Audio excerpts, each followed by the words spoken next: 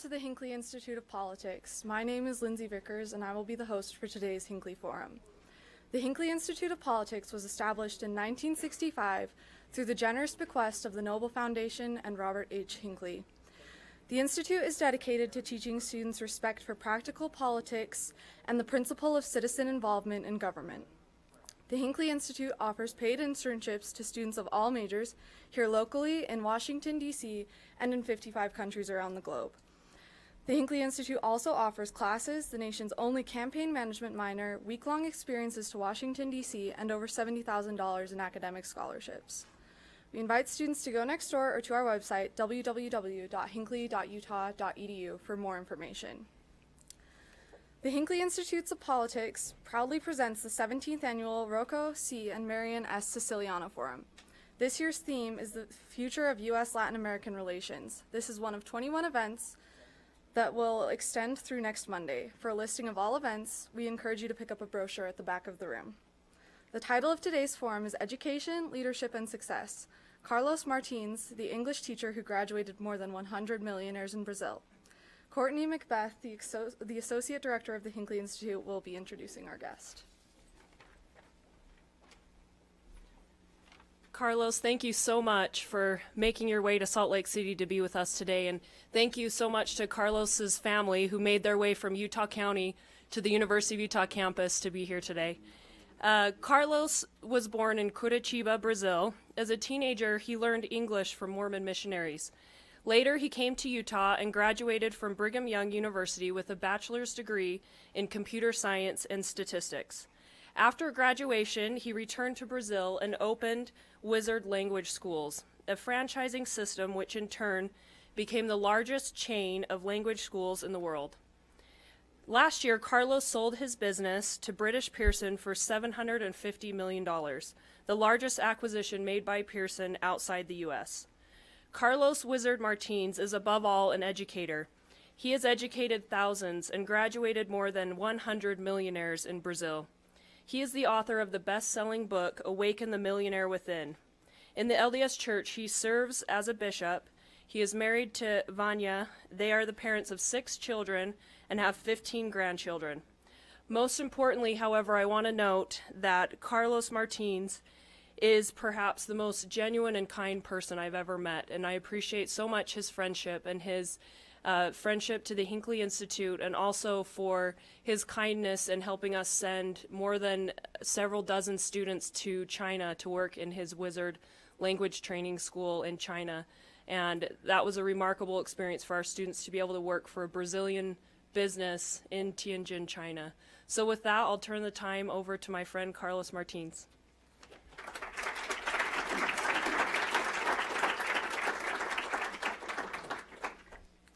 Ladies and gentlemen, it's a great pleasure to be here with you this afternoon. And recently, Governor Gary Herbert, accompanied by Professor Kirk Jowers and Courtney Macbeth, director, visited Brazil, and I had the chance to meet with them.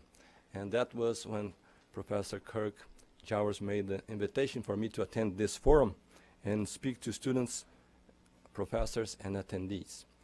So I'll speak for 30 minutes, and after that, we'll have a question and answer session. As Courtney mentioned, when I was a teenager, I wanted to learn English. At that time, my parents, that I'm very glad that are in attendance, along with my brothers and sisters, my parents didn't have the resource to enroll me at a private school. But at that moment, they were looking for direction so that they could have a family that had principles, values, and above all, keep the family in unity. And that was when they met the missionaries from the Church of Jesus Christ of Latter-day Saints. I was 12 years old then, and I started learning English from those American missionaries. And they put a dream in my mind, in my soul, in my heart, and that dream never left my soul, my heart, and my spirit. Because they said, one day, Carlos, you will have the chance to go to the United States, and you can have the opportunity to study in an American institution. Well, my parents had 7 children. My parents had a hard time just raising those kids, thinking that the son could go to the United States to study in American university was almost like an impossible dream. But somehow, I began to believe that success happens when preparation meets opportunity, and that I should believe that that dream could become true. So, at age 26, finally, I was accepted at Brigham Young University. And I know that we have some international students here in the audience. So what I say to international students is this: come to America, get your graduation, but then return to your home country. Because if you stay here in America, the competition is too high, and you're going to be one more in the crowd. But if you go back to your home country, you have many more opportunities that you have if you stay here in America. So that's what happened to me. I returned back to Brazil, and at that time, all that I wanted was to build a career as a business executive, working Monday through Friday. And here in America, you work from 9 to 5. In Brazil, we work from 8 to 6. So that's my routine when I got back home. But the course of my career changed one day when a colleague from work asked this: Carlos, can you teach us some evening classes, some English evening classes? And then I thought, if I start teaching English at night, that means some extra money in the pocket. And extra money in the pocket doesn't hurt anyone. So I start teaching at home. 1 student, 2 students, 3 students. 1 class, 2 classes, 3 classes. Up until the moment, I had no free time in the evening for another student. I was married, so I went to talk to my dear wife, Vanya. And look how the husband talked to the wife when he wants something from her. Sweetheart, dear, there are some friends at work that they want English classes, and I don't have more time. Can you teach some evening classes as well? And my wife thought this way: well, teaching some English classes at night means more money for me to go shopping. Why not? So she followed the same methodology. 1 student, 2 students, 3 students, up until the time that we didn't have any more time. So that was a moment of a decision in our course. What should we do now? Should we open a school? And then I did that which most people do when they are facing a moment of a decision. I went to talk to my friends to see what my friends were going to tell me. So now I'm going to ask you, what do you think that my friends told me at that time when I was trying to decide if I should or should not open the school? You have seen this presentation already? But everything that you are thinking now in your mind, my friends told me: Carlos, you're crazy. Don't do that. Too much competition, bad economy. And some even had the guts to say, Carlos, you need to understand that this thing of teaching English at home in the evening doesn't bring any bright future to anyone. So after so much motivation, enthusiasm, encouragement from my friends, what do you think that I did? I tell you that I didn't expect such negative comments from them. I confess to you that I went home and I cried. And my friends, what did they do? Ha, ha, ha, ha. I knew that he was going to give up. I knew that this was not going to prosper.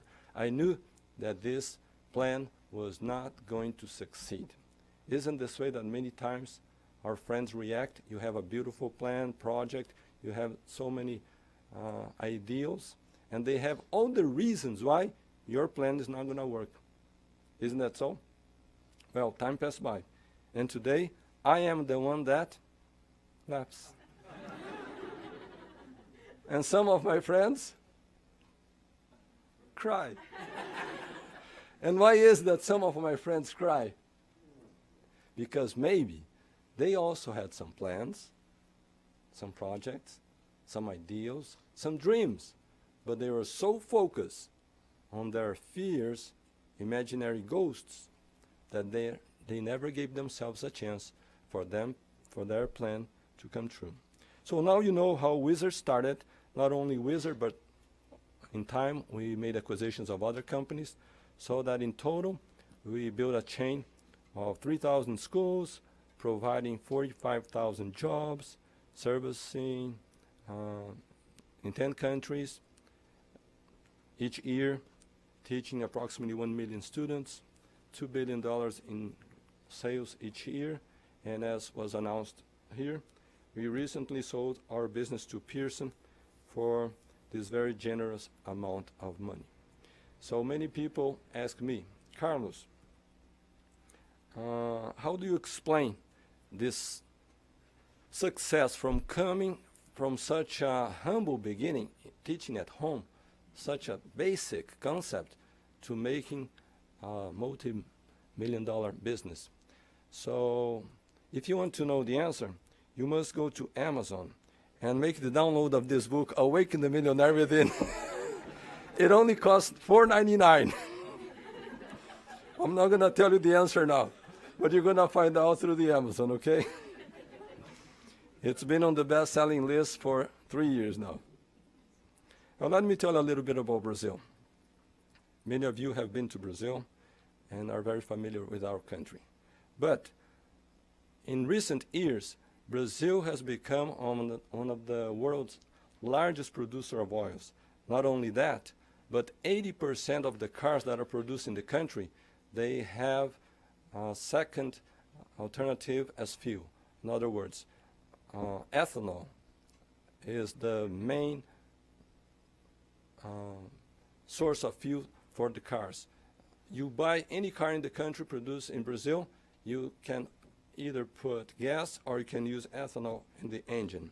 As you know, Brazil also has one of the largest reservations of water of the planet, and my dad always says that gas is cheap, because when you stop and think, if water starts, we have a lack of water, soon we're going to pay much more for the water than we pay for fuel. And Brazil is also a great producer of food. And in recent years, due to the policies of the federal government, we have a population of approximately 50 million people that they were below the level of poverty, and now they have money in their pocket and are new consumers, and they're willing, and they're eager, and they're really thirsty for consumption. I compare this to the population of Argentina. It's almost like if you had entire Argentina in Brazil with the money in the pocket for consumption. Now, do we have our challenges? Certainly do. If you stop and think, you don't need to go very far. As soon as you get to the airport in Brazil, you know that we have a problem of infrastructure. So the World Cup helped us, because many of the airports, they were remodeled, they were expanded. There were lots of construction in the airports, but still, we need lots of infrastructure in the country. High tax is a problem? It certainly is. I don't know any other country in the world that has so many taxes as we do in Brazil. So for any business people, company, corporation interested in doing and developing business in the country, that's a main challenge.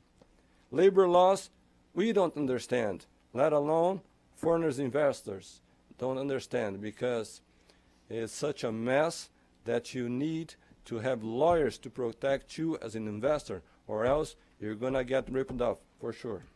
In addition, bureaucracy is something that we also don't understand. I was in Moscow 2 years ago, a mission of Brazilian entrepreneurs, President of Brazil, Dilma Rousseff at that time, and she was talking how we could increase the two countries, the commercial balance, and how we could increase the position of Brazil. One of our Brazilian entrepreneurs in the group said, Mrs. President, we have a problem. We produce meat, but the meat that we produce was not approved by the Russian government. We made all the specifications, we met all the specifications that they wanted us to meet, and after a year they went to Brazil and they approved our meat. So now we have the credential for the Russian government to import our Brazilian meat. And as soon as we had that, we sent a request to federal government to approve the exportation of our product to Russia. And it's been more than a year. We have not yet received a reply from the government. So here we have the production, here we have the Russians, here they have the money, and here the Brazilian entrepreneurs want to sell, but the government just puts in the drawer and doesn't move a finger. So who can understand a country like this? I cannot. So these are challenges that we face in our everyday circumstance. And of course, I could not skip mentioning the problem of corruption. Corruption has become such a huge problem that every day we have new scandals, and the scandals do not scandal the people anymore. So this is a tragedy for the culture and for the country as an institution. However, people ask me, Carlos, but do you think that Brazil is a land of opportunity or not? So let me tell you two things. First, we are a very poor country as far as quality of service is concerned. Any company, any corporation that is willing to offer a product or service of superior quality immediately will have a difference in the market. And regardless of all this lack of structure, the taxes, labor laws, corruption, bureaucracy, believe it or not, in Brazil today, we have 40 new millionaires each day in the country. 40 new millionaires today, tomorrow, the day after tomorrow, by the end of the month, over 1,000 new millionaires in the country. This is not happening in Argentina, it's not happening in Mexico, Colombia, but it's happening in Brazil. So as I say, we can see that bottle of water half full or half empty, depending on how we see it, how we interpret, and how we act on the information that we have. And the question that people many times ask me is, what are some of the concepts that you followed in order to make a domestic activity into a world success leader? So most of the information you find on the Amazon, but I'll give you some hints here. I usually say that success is based on some emotional and some rational elements. And if we are too emotional, we're not going to succeed.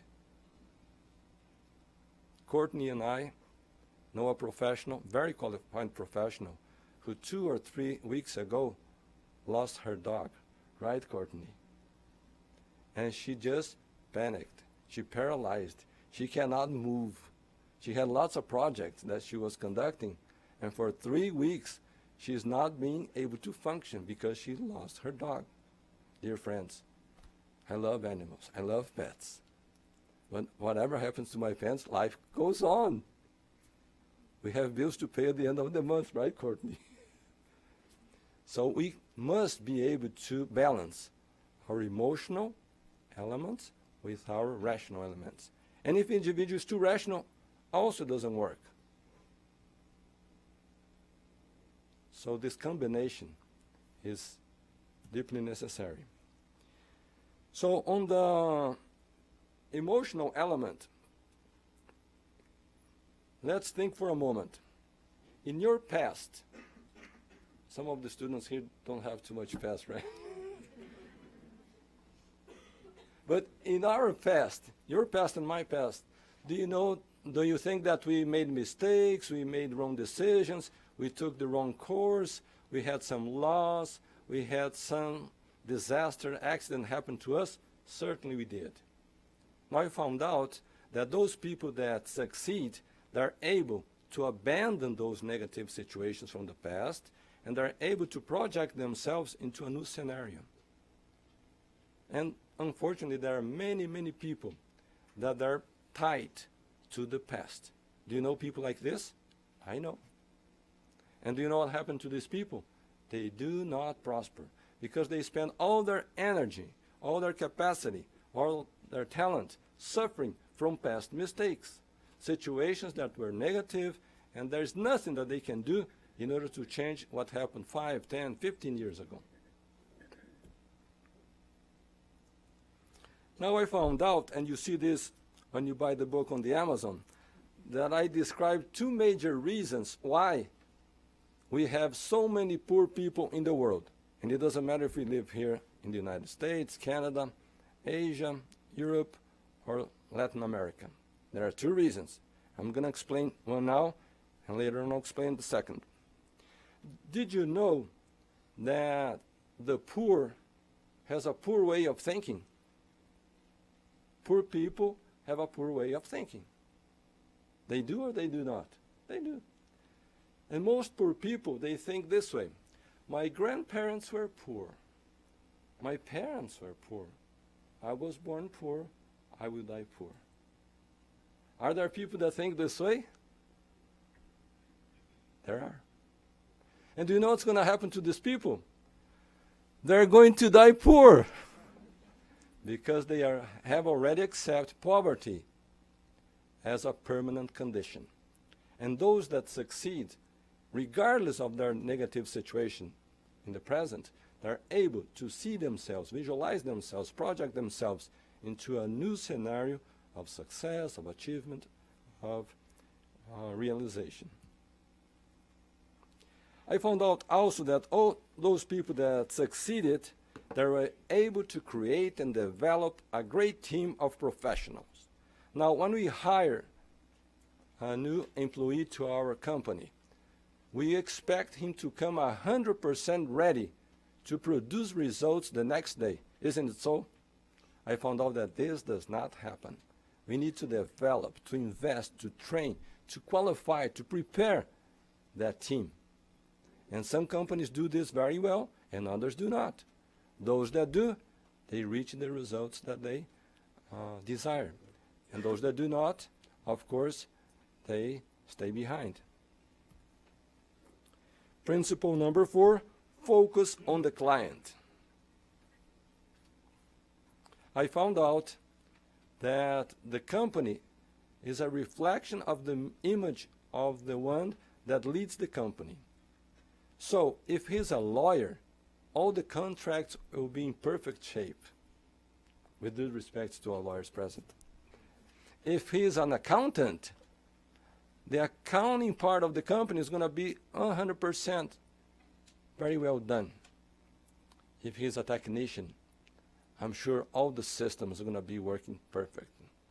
But the question is, who is taking care of the client?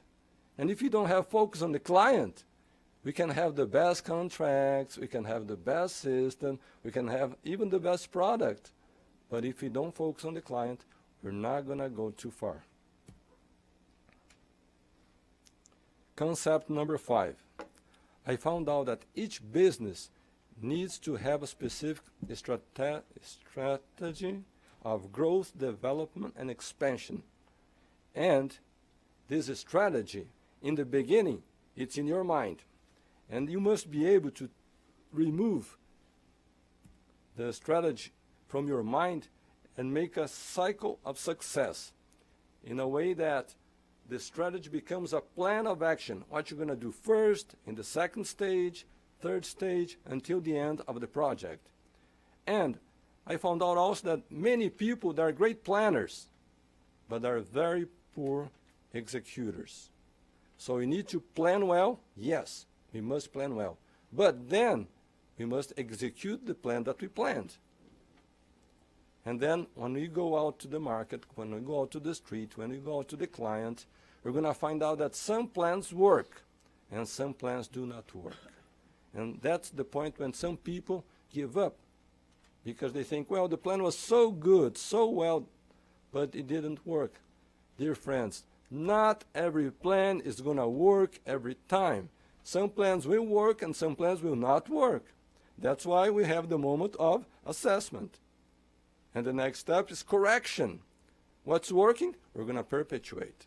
What's not working? We have two options. Either we make adjustment on the process, or we completely delete, abandon, leave behind what's not working. And then you go back to the strategy. And then somebody's going to say, but Carlos, we went back to the beginning. No, we did not go back to the beginning. Because from time to time, I found out that we need to have a new strategy. Because maybe the strategy that worked in the past will not work today. And maybe the strategy that's working today will not work in the future. So this is why I call it the cycle of success. Now, it doesn't matter if you're an executive, a professional, or if you have your own company. More important than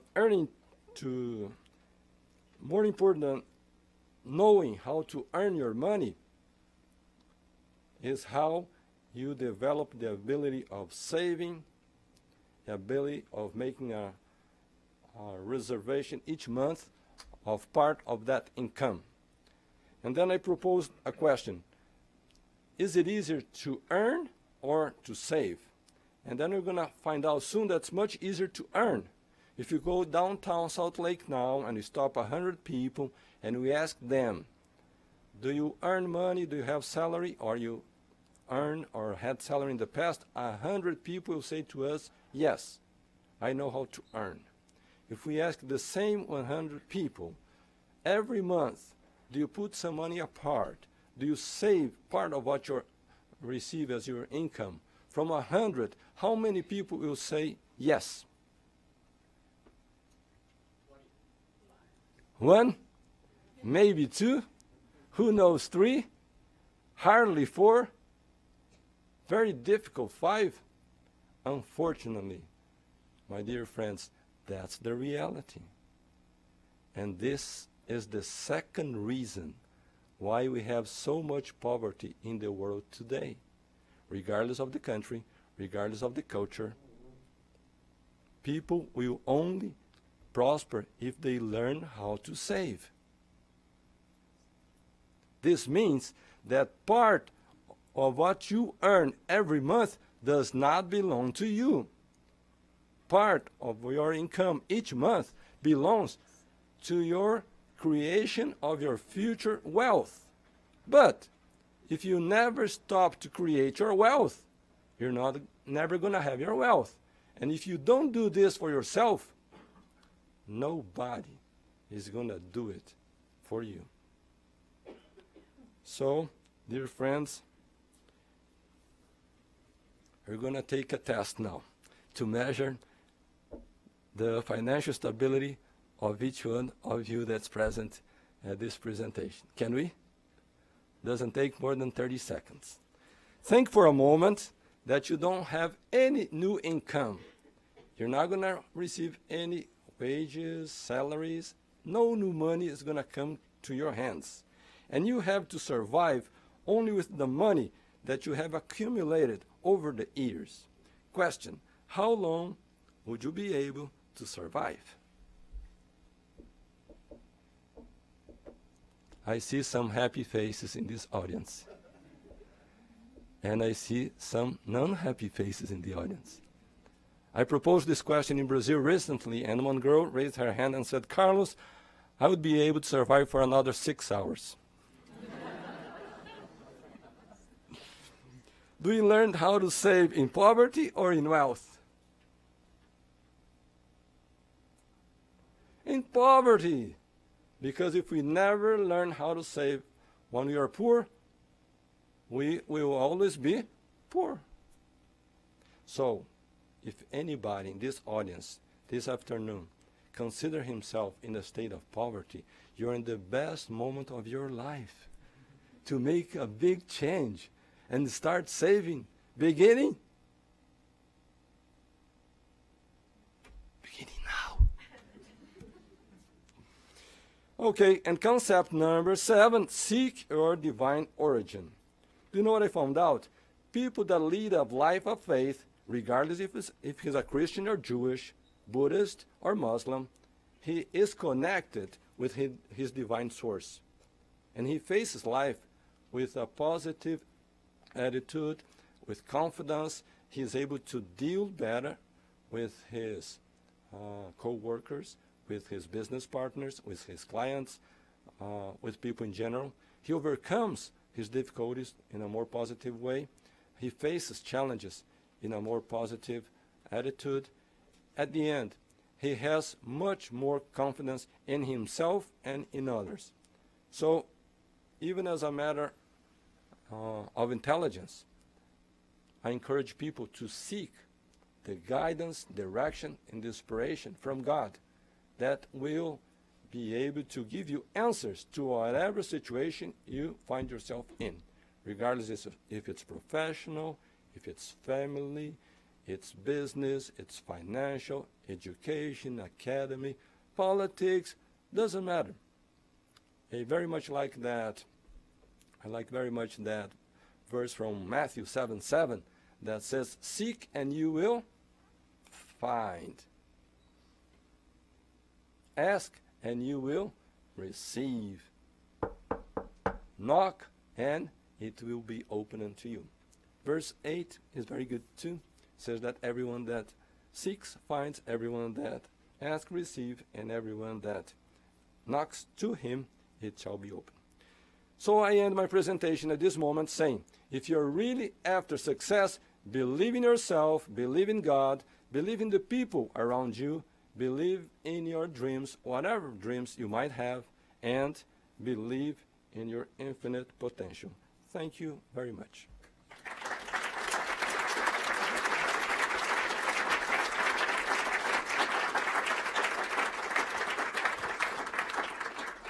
So the remainder of our time is going to be devoted to questions. If you have a question, we ask that you raise your hand, state your names and a little bit about yourself, and speak clearly into the microphone. Questions? Oh. Great presentation. My name is Wesley Smith. I'm the founder of a tech company here in town. I'm really curious if you could describe the unique aspect of your school and how you're able to grow. And then if you could describe how you're able to keep the quality of that unique aspect of the training as you grew into other countries. And then also whether you used any kind of social media in the curriculum in your learning platform. Great question. I'm glad that you asked. 3 specifics for you, my friend Smith. First, most of the schools in Brazil, when I returned, they had 3, 4, 5-year program for anyone to speak a second language. We offered a program that he could, in a short period of time, 1 month, 2 months, 3 months, get immediate results. And after that, the student would have the option to continue his course. Second, we either would grow by having our own stores, schools, our own locations, or we would have partners. So we chose to develop and expand through the franchising system. So today, I'm really convinced that a large part of our success is based on the expansion that we did through franchising. And third, regardless the media and the social aspect and the connectivity with students, we did the social media as far as promoting and marketing, but we didn't involve in teaching or the content or the curriculum that we used.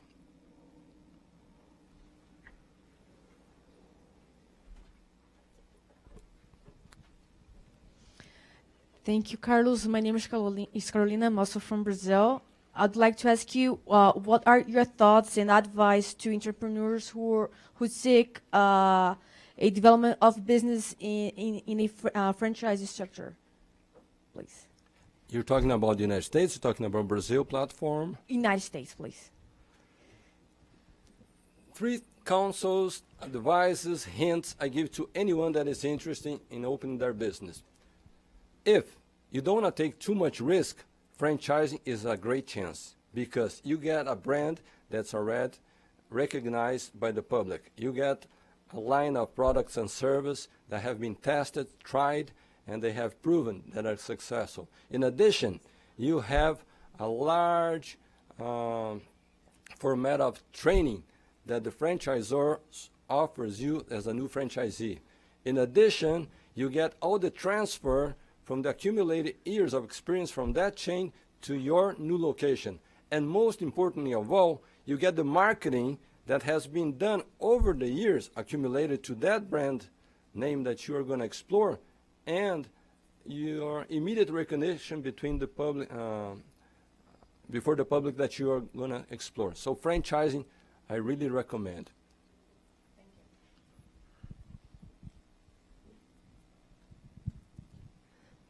My name is Jessica Talbot, and I'm a pre-medical student here at the University of Utah. And I'm really inspired by your story, and I wondered what advice you would give to students who are going into non-traditional fields and what you would tell them to keep going. One of the fundamental elements for anyone to achieve success is to be able to identify within him or her a talent, a natural ability, a certain gift, God-given gift that he has, and he must be able to transform that ability into a money-making project. And when I say a money-making project, I'm not talking about a large corporation. I always say that there's a big difference between you opening a company and you having a money-making activity, income-making activity. So when I start teaching English, did I run to open a corporation? No. I start teaching at home for few students, and that number of students kept growing. So Jessica, right? So the student must identify his natural ability, how he can turn that natural ability into a income-making source of income. And third, then he must qualify himself in that field. When I started my school, I was not a professional education, but each opportunity I had, I attend seminars, I attend courses, conventions, expositions, both in Brazil and abroad, so that I could qualify myself in that field. My question is similar. I'm Chaz Allen. I'm one of the graduate students in Latin American Studies Department. But again, an amazing and inspiring story. If you feel comfortable, would you mind commenting on your personal experience as far as going from poverty to becoming a millionaire and how that affected you in your personal life and your family? I was asked this question about a month ago in Brazil. And I gave a very simple answer to the young man that asked. But ever since I gave that answer, I've been thinking about it and the impact of that answer. So, anybody that is willing to pay the price to become successful in whatever endeavor, whatever project, whatever field, he must be able to face some challenges after he reaches success. For example, every day, and I mean every day, you're going to receive an email from somebody asking you to loan money to him. He wants you to lend money to him.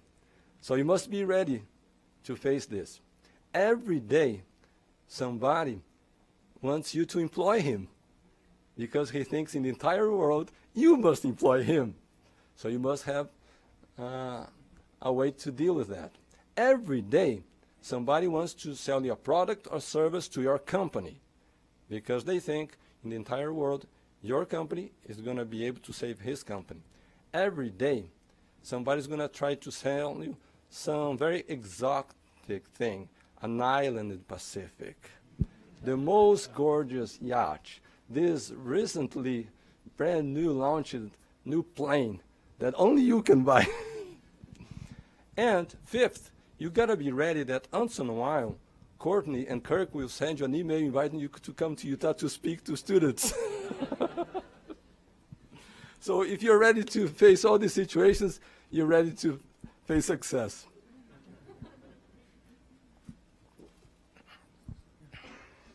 Yes. Eu estou aqui. Eu queria falar português com você, mas eu vou ter que falar inglês para eles entenderem. How many people speak Portuguese here? Raise your hand. Well, many of them. But anyway, I will respect everyone and speak in English. So, thank you for coming. And my question, well, I guess I should identify myself, right? JR is how I'm known, and I have a psychology degree. I really liked when you mentioned that people are who they believe they are. Meaning, like, if they believe they're poor, they're poor. If they believe they're rich, or whatever else they believe they might become. I meditate most days now, and I do like the idea that you can manifest things starting in your mind, and then you go and work for it. The one thing I notice is opportunities also are pivotal to this approach to life, meaning I want a BMW that I never had. Okay, so how am I going to do that? I'm going to just work for it?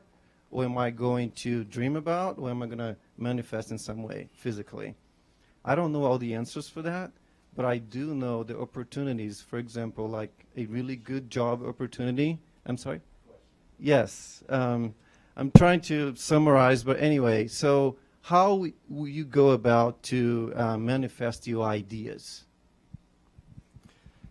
The question that I'm asked almost every week, ever since I launched the book Awaken the Millionaire Within, is, Carlos, do you believe that everyone can become a millionaire?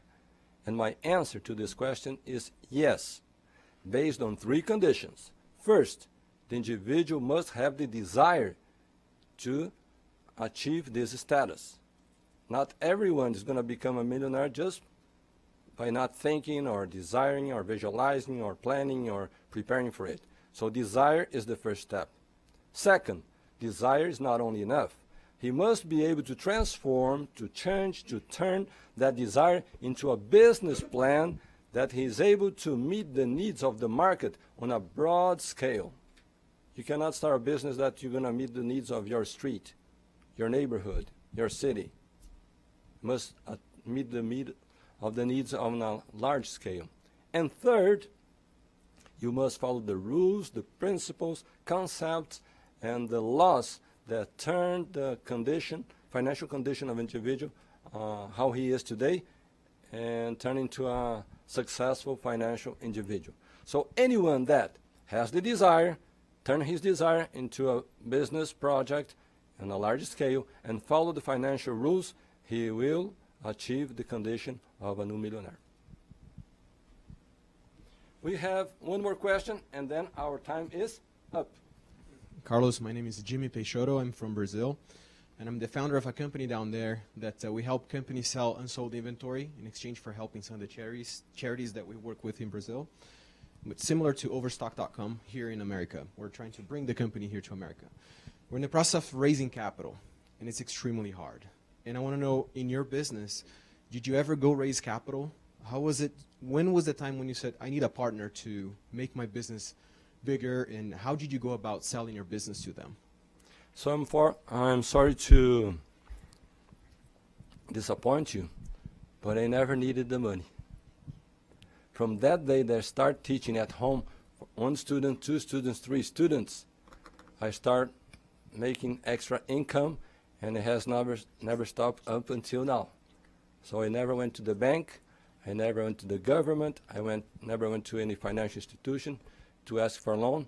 On the reverse, these guys always came knocking on our door, asking for money and for partnership. So when the business developed, we had a very good financial reserve in cash, and it turned out that we never needed it. Now, as I said, these are business models. Each one needs to have his own strategy. And of course, some activities do depend on having financial assistance and loans and all that science. So I said I'm sorry that I'm disappointed because I don't have too much experience as far as that goes. Ladies and gentlemen, thank you very much.